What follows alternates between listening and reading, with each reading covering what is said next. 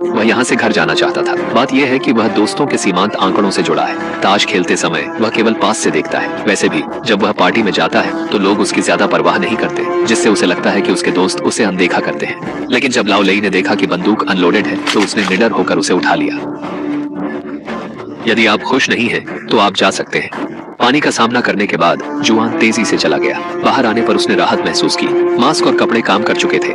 जब वह सफेद जमीन पर पहुंचा, उसे एहसास हुआ कि यह या तो अलग दुनिया है या बर्फ। अपने मृत दोस्त के पास से गुजरते हुए वह कुछ समय के लिए रुका, फिर खिड़की पर खड़े दोस्त को विदा कहा। रास्ते में उसने कई मृत लोगों को देखा और महसूस किया कि यह शायद शहर का अंत है। जुआन को 10 किलोमीटर चलकर घर पहुंचना पड़ा ताकि अपनी पत्नी को कमरे से बाहर न जाने की हिदायत दे सके।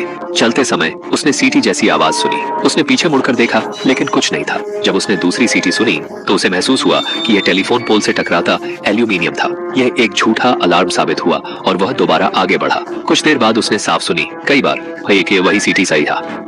जब उसने दोबारा मुड़कर देखा, एक व्यक्ति हेलमेट पहने और बंदूक पकड़े खड़ा था। जुआन ने खतरे का आभास किया और तुरंत करीबी रेलवे स्टेशन में घुस गया। पीछे का व्यक्ति उसका पीछा नहीं कर रहा था। वहां वुएन ने ट्रेन के पास लाशें देखी। इसी वक्त एक औरत ने कांच पर मदद मांगी, लेकिन जुआन ट्रेन में चढ़ गया और महसूस किया कि ये लोग फंसे हुए नहीं हैं।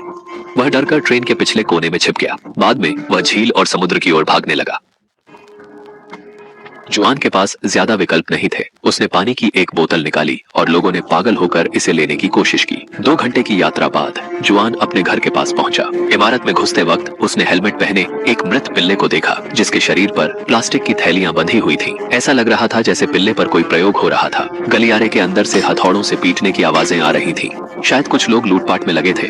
जुआन जोखिम नहीं लेना चाहता था। उसे उम्मीद थी कि उसकी पत्नी घर पर सुरक्षित होगी, लेकिन गलियारे में आगे बढ़ने पर लोगों के समूह को कुछ पढ़ाते हुए सुना। क्या किसी ने इस स्थिति को ट्यूशन क्लास के लिए इस्तेमाल कर लिया?